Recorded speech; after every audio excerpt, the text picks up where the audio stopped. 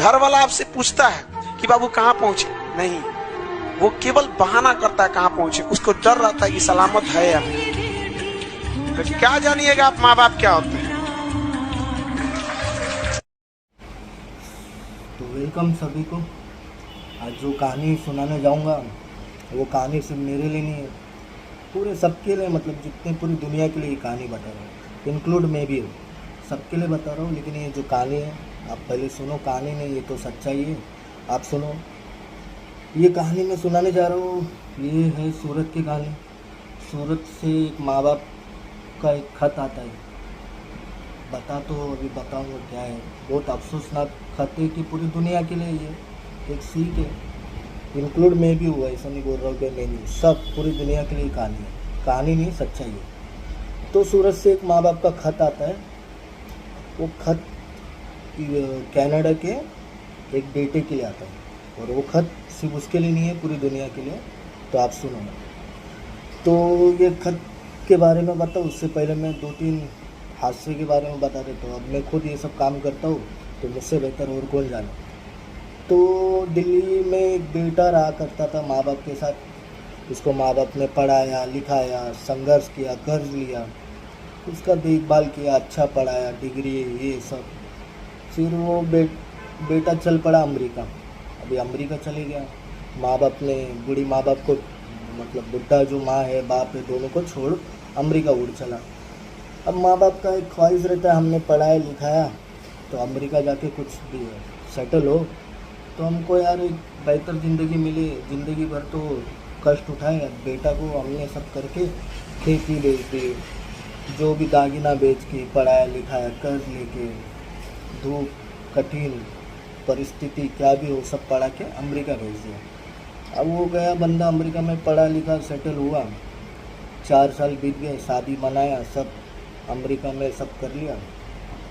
बूढ़े माँ बाप को यहाँ छोड़ दिया। बूढ़े माँ बाप का क्या है, कितना ही खा लेगे यार तुम, यार कितना खा लेगे तुम। अमेरिका में गए, कमा रहे खा रहे, ठीक है, एक फ़ोन करो या तो आओ ना मिलने, तो आप तो उधर ही सेटल हो जाते हो, सिर्फ पैसा आपको दिखता है। तो यही बात है।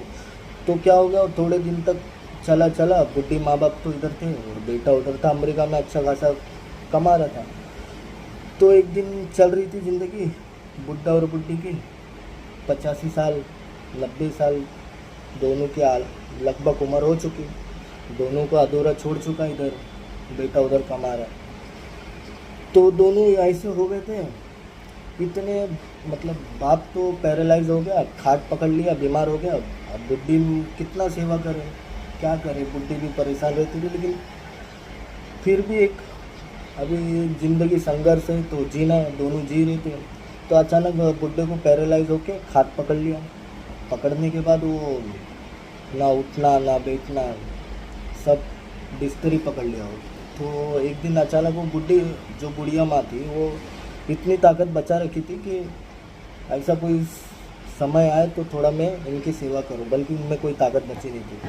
तो खाट पकड़ते पकड़ते एक दिन उनकी खाट पे ही, मतलब अंत हो गया, उनका देहांत हो गया, वो गुजर गए।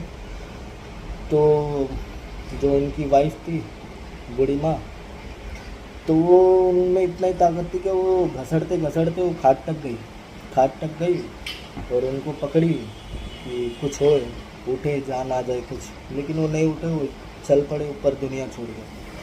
फिर उनके ही लड़के ने, जो अमेरिका में रहता है, बूढ़ी माँ बाप के लड़के ने, उन्होंने एक एनजीओ का नंबर वहाँ दे रखा था। तो हम फिर वो घसीटते घसीटते वो फ़ोन, लैंडलाइन नंबर था, उन पर कॉल करे एनजीओ को। तो एनजीओ में से फ़ोन लगा मिलाती है, और वो लड़का अमेरिका का जो काम करता है उनका, वो दे रखा था, कुछ तकलीफ़ आएगी तो आप ये टेलीफोन पे, मतलब कॉल कर लेना एनजीओ पे। तो उन्होंने फ़ोन लगा। ये भी एक संस्था है, कोई लोग बाहर चले जाते हैं तो एनजीओ ये सबका देखभाल करती है, कुछ पैसे लेती है। तो वैसे ये सिस्टम था। तो गए, बूढ़ी माँ फ़ोन उठा ही रही है, हेलो हेलो कर ही रही है, सामने से भी जवाब आ रहा है, हेलो हेलो क्या हुआ, आप ठीक तो है ना।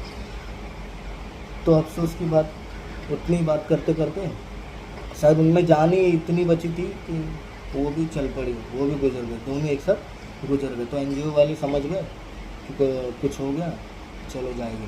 तो घर पे गए तो दोनों की मौत हो चुकी थी। अब लेके चुपचाप हॉस्पिटल पहुँचे, दोनों डेड डिक्लेयर हो गया। तो फिर एनजीओ वाले ने उनको फ़ोन मिलाया अमेरिका में जो उनके लड़के थे, तो बोलते हैं क्या हो गया, तो फिर एनजीओ वालों ने फ़ोन मिलाया तो फ़ोन तो किए कि आपको एक दुख भरा बात बताने जा रहे हैं, आप सच में मिलान चले जाए, आप थोड़ा अपने आप को संभालें, ऐसा फ़ोन पे एनजीओ वाले बोले। अभी डायरेक्ट ऐसा खबर सुनाइए कि आपकी माँ भी नहीं है और आपके पिताजी भी नहीं है, बूढ़े माँ बाप। तो उन्होंने ऐसा फ़ोन किया कि लोग सेंसिटिव रहते, तो कोई लोग को घबराहट होती, तो कोई खबर सुन के गिर पड़ते, हार्ट अटैक आ जाता, दम्मा अस्थमा कुछ भी हो सकता है ना। तो उन लोग का काम है, इन लोग ने फ़ोन किया। अब सामने से फ़ोन पे जवाब आ रहा है, यार पूरी दुनिया को शर्म आना चाहिए। सामने से फ़ोन पे जवाब आ रहा है, ठीक है ऊपर जाना तो जाए गए, अभी कौन रोके।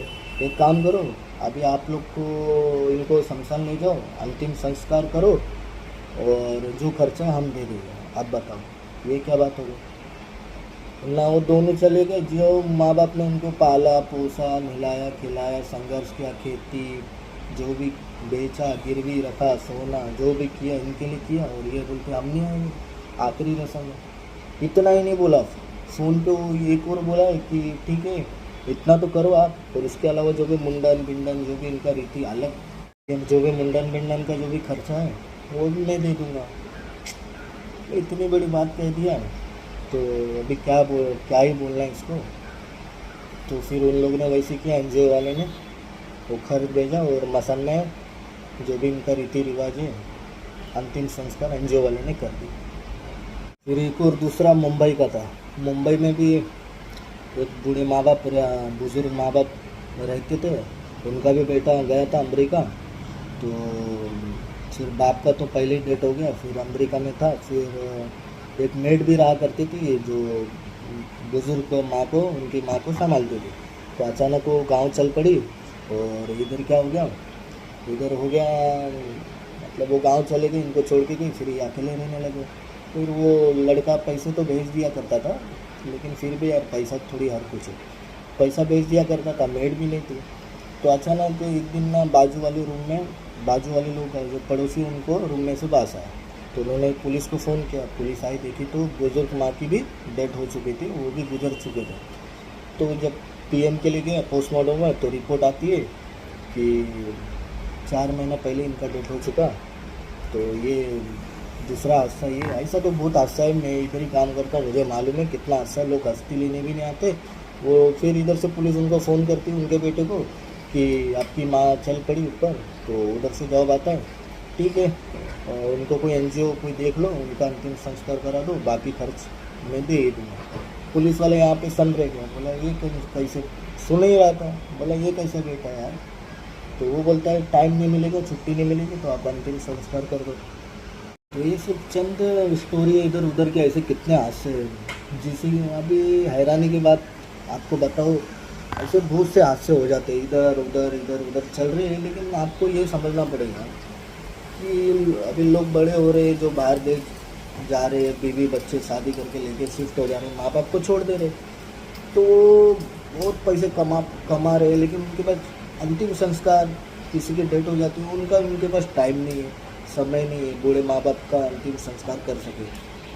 तो एक शर्म की बात है, कोई आके ये सब करता नहीं है, उन लोग खुश है वहाँ पे। लेकिन फिर भी अगर कोई मरता है, उसको पूरा एक एरिया या तो एक पूरा शहर कंधा देने आएगा, तो भी उनकी आत्मा को शांति नहीं मिलेगी जब तक उनका कोई घर का अवेलेबल होते हुए, चाहे पूरी दुनिया में कहाँ भी हो, वो कंधा ना लगाए, तो उनके रूह को कभी शांति नहीं मिलेगी।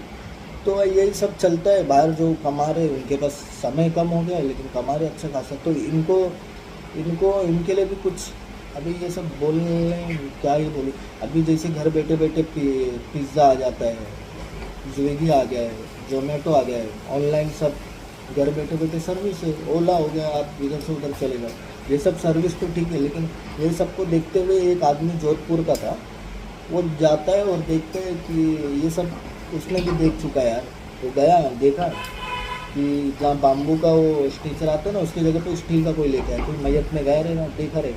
तो ये सब देख के उसके दिमाग में एक आइडिया आ गया, और वो आइडिया ऐसा आया कि उसने एक कंपनी खोल डाली, और वो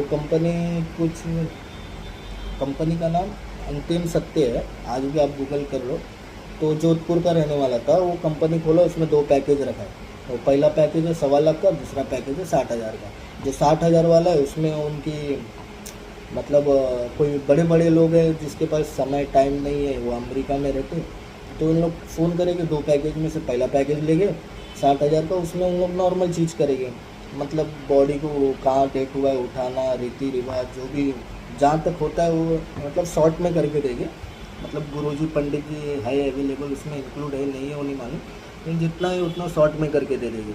और जो 1.25 लाख का है उसमें आपको वीडियो कॉल कराया जाएगा, तो रोने वाले औरत बुलाई जाएगी वाइट कपड़े पे, कांदा देने वाले अस्थियों का आदमी लोग आ जाएंगे, और जो मुंडन होता है पूजा पाठ 3रा 10वां जो भी इनका होता है वो उन लोग आ जाएंगे। जो दूसरा पैकेज है ये सब 1.25 लाख का दूसरा पैकेज है, सब आके इसमें एम्बुलेंस इंक्लूड है, सामान लकड़ी मसान का खर्चा सब इंक्लूड है। बाल मंडवाने वाले आ जाएंगे, पंडित आ जाएंगे। तो ये जो कंपनी है ना जो खुली है जोधपुर के, तो ये पूरी दुनिया के बेटे सब में भी इंक्लूड है। ये कंपनी सभी के मुंह पे एक टमाटर, मतलब एक थप्पड़ जैसा है अगर ये खुली है तो। माँ अभी ये सब मैं इसीलिए कह रहा हूँ, सोचो ना यार, माँ बाप पालते पोसते बड़ा करते, धीरे धीरे उसको सेटल करते, पढ़ाते लिखाते, गिरवी ये वो उसको काबिल बनाते, वो बेटा जिसके पास अंतिम संस्कार का टाइम ना हो, तो ये सब मैं क्यों बोल रहा हूँ यार, ये सब इसके लिए बता रहा हूँ क्योंकि सूरत से खत आया एक माँ बाप का कनाडा में इनके बेटे के लिए, 4-5 पन्ने का है। तो ये आप सुनोगे ना खत, आप सन रह जाओगे कि ये चीज़ क्या है। ये खत तो एक माँ बाप ने लिखा है, लेकिन मेरे हिसाब से ना ये वो कनाडा के बेटे के लिए लिखा है, लेकिन हर बेटे के लिए हर माँ बाप के लिए तो ये अहम खत है, ये एकदम अहम बोले तो आप लोग सुनोगे। अभी क्या ही आप लोग क्या सोचते हो आप बता देना बाद में, लेकिन जो भी है मुझे तो बुरा लगा। तो लोग बड़े हो जाते, बड़े होने के बाद क्या करते, शादी हो जाते, तो उनके जो माँ बाप जो परिवार है और भाई बहन है वो उनकी डिक्शनरी से गायब होकर सिर्फ उनकी बीवी और बच्चे दूसरे फैमिली बन जाते हैं। लेकिन ऐसा नहीं होना चाहिए, उनको ये भी देखना चाहिए कि हमारी फैमिली भी है, सब पे इंक्लूड है। ये मैं अपने लिए नहीं बोल रहा हूँ, सबके लिए, मैं हूँ तो चाहे कोई भी हो, पूरे दुनिया में बुरा से बुरा बेटा हो या बुरे से बुरे माँ बाप हो, सबके लिए बता रहा हूँ। तो ये क्या होता है जब शादी होती है तो माँ बाप अब फैमिली की डिक्शनरी से बाहर हो जाते हैं, बहन भाई हट जाते हैं और इनकी दूसरी फैमिली बन के आ जाती है, औरत बीवी बच्चे, बस इधर तक सीमित है, बाहर जाओ कमाओ खाओ। लेकिन ये भूल जाते हैं माँ बाप ने उनके लिए क्या क्या संघर्ष किया। तो ये सब मैं इसके लिए बता रहा हूँ, जो वो खत आया ना सूरत से कनाडा के बेटे के लिए, तो ये खत 2-3 पन्ने का है। तो आपको वो खत में क्या लिखा है क्या नहीं है वो आपको बताता हूँ। तो ये कहानी इसके लिए मैं सब बता रहा हूँ क्योंकि ये कहानी सूरत की है, और सूरत से चुन्ना भाई के, और उसमें एक जो आखिरी लेटर है, मौत का लेटर एक ज़िंदगी के लिए लिख के गया है कनाडा के बेटे में। वो खत में ये लिखा हुआ है, खत बेटा और रिश्तेदार के लिए। तो सबसे पहला ये लिख दिया उसने कि लास्ट का जो चुन्ना भाई है उनकी वाइफ और वो, ये मेरी उम्र 65 साल हो गई है और 68 साल उनकी वाइफ की उम्र रहेगी। तो अब मुझे ये इस दुनिया में नहीं रहना है, अब जीना भी नहीं है, बहुत तकलीफ़ उठा लिया हूँ मैं। और इस खत का आखिरी लाइन में तो ऐसा लिखा है कि मेरे अंतिम संस्कार में जो उसका बेटा है पीयूष, उसके लिए लेटर है कि इसमें शामिल ना हो, वो कनाडा में रहता। और जो हम उनके रिश्तेदार हैं उनके लिए लिखा है जितना खर्च हो उतना ही खर्च करना, इसके ऊपर 1 भी रुपया खर्च नहीं करना, मेरे पे और बोझ नहीं डालना। सबसे पहला तो ये बात है कि मैं ये दुनिया छोड़ के जा रहा हूँ तो मेरे बेटे की वजह से जा रहा हूँ, क्योंकि मेरे ऊपर आज 40 लाख का कर्ज है जो कि मेरा नहीं है, मेरे बेटे पीयूष का है। तो ना आज मेरे पास ना वो कर्ज लौटाने की ताकत बची है, ना मेरे पास कोई धन है, ना दौलत है, ना धंधा है। तो मेरा बेटा पीयूष ने मुझे बोला था कि मेरा कुछ बिल्डर से पैसा आने वाला है, तो आप मेरे को पहले से वो कर्ज था तो मेरा आ जाएगा, आप मुझे कर्ज लेके दे दो। तो मेरी अच्छी थोड़ी पहचान थी, दोस्ती यारी थी, तो उनसे मैंने 35 लाख रुपए ले लिया। और वो मेरे बेटे ने मुझे बोला कि आप क्या करो, मेरे को तो मेरा बिल्डर से बाकी है, मैं लेके आपको दे दूँगा। तो फिर वो बाप ने वही किया, बाप ने इधर उधर से लेके 40 लाख या 35 लाख ब्याज के लेके उनके बेटे को दे दिया। तो बेटा ने ले लिया। अब बेटा ले लिया तो बेटा बोला इधर ज़िंदगी कुछ नहीं है पापा, मैं कनाडा अमेरिका ट्राई करता हूँ, उधर पहुँच के मैं सारा कर भी चुका दूँगा, आप लोग को अच्छे से भी रखूँगा। तो ये लेटर की बात है, ये मैं अपने मुँह से नहीं बोल रहा हूँ, जो खत में लिखा हुआ है। तो मुझे 40 लाख रुपए बहुत, सामने वाले लोग तो मांगते नहीं है, मतलब उनके दोस्त लोग, उनको भी मालूम है इनका हाल क्या है, लेकिन मुझे शर्म आने लगी अभी ये कर्ज देख के। तो अभी ये कर्ज मुझसे रहा नहीं जा रहा है। तो अभी हम दोनों फैसला ले चुके हैं कि हम अब जीना नहीं चाहते। हमको कुछ शर्म आने लगा, इतना बड़ा रकम, कर्ज तो मेरा नहीं है, मेरे बेटे का है, लेकिन मैंने उसको दिया और वो झूठ बोल के चला गया।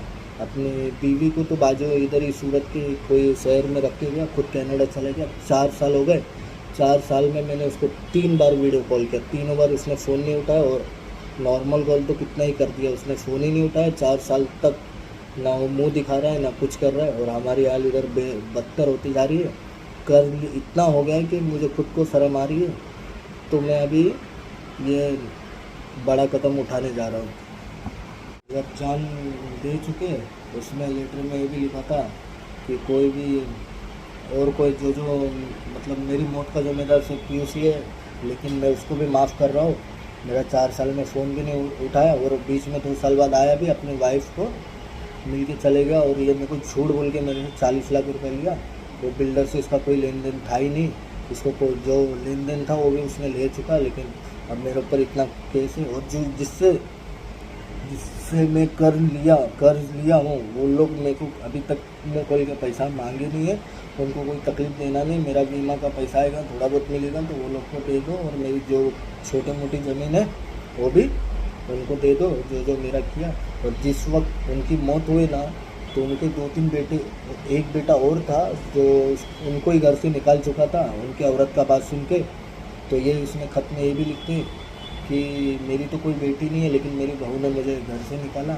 अगर ये तुम्हारे माँ बाप को मेरे बेटे घर से निकाले तो तुमको कैसा लगेगा, और मेरी कोई बेटी नहीं है तो मैं तुमको ही बेटी बना रखा था। जब इनकी मौत हुई, आपस में जान दिए, तो जो बाजू में वही समय इनका दूसरा बेटा और उनकी औरत बाजू के रूम में सोए पड़े थे।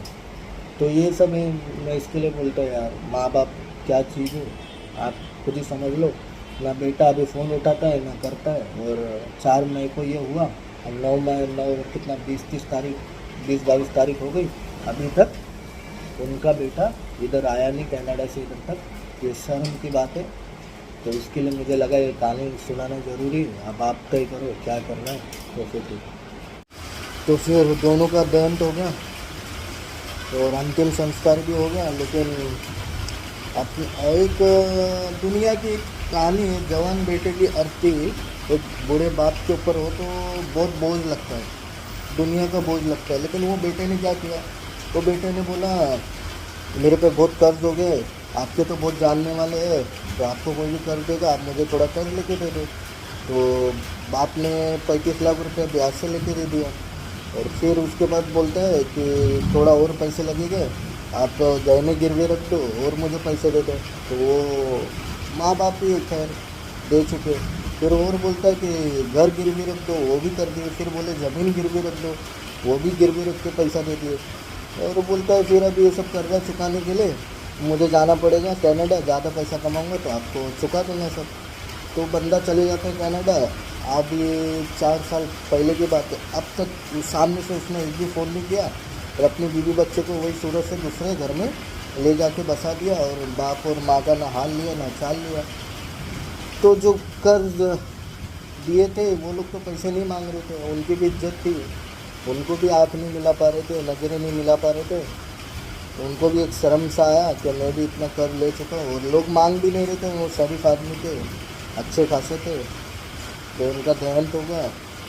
तो इससे कहानी का सीख भी है कि लोग यार कमाते खाते अयासी ये वो पैसा धन दौलत हर चीज़ के लिए इतना मेहनत करते, और आखिरी समय जब आता है तो ये NGO जो भी सत्यम है, अंतिम सत्यम कंपनी, इनके हवाले कर दो बूढ़े माँ बाप को। ये आपका अग्नि भी लगवा देंगे, रोने वाली औरतें भी बुला देंगे, और पंडित भी बुला देंगे, और नकली बेटा भी तैयार करके दे देंगे, 1.25 लाख का पैकेज है। आप ले लो। ऐसी कमाई का क्या फ़ायदा यार, दुबई जाके घर से कमाना, दूसरे को नीचा दिखाना। अहंकार किधर तक है, जो अपने माँ बाप को नहीं, उनकी भी मजबूरी है, चलो बाहर जाते यार, हालचाल लो, साल 2 साल आओ। ये नहीं कि सब ऊपर वाले भरोसे छोड़ दो, मेट के भरोसे छोड़ दो। हाँ मैं तो कर रहा हूँ ना, 10,000 पगार पे बाएँ रख रखी हो, डॉक्टर NGO को पैसा दे रहा हूँ। इससे थोड़ी यार, माँ बाप यही चाह रहे थे तो ठीक है। फिर कैसी लगी क्या है आप ही बताओ। अभी मैं इसमें कुछ नहीं बोल सकता, पूरी दुनिया के लिए, ये मेरे अकेले के लिए तो क्यों नहीं, मैं भी इन्वॉल्व हूँ, इंक्लूडेड हूँ इसमें। तो देखो फिर आप लोग कमाओ बाहर जाके, और ऐसे माँ बाप को छोड़ दो NGO के सारे, और क्या कर सकते। ठीक है फिर याद रखिएगा ना, आप जिंदा है ना, आप कामयाब तो छोड़िए ना, सही सलामत जिंदा है ना, तो उसी माँ बाप का देन है। छोटे बच्चों को पाल के देखिए ना, ठंडी के दिन में छोटका जो रहता है सब, जब कमाने लगेगा तब पता चलेगा कि शौक माँ बाप के पैसे से पूरा होता है। क्योंकि जब आप कमाने लायक होइएगा ना, शौक मर चुका रहेगा।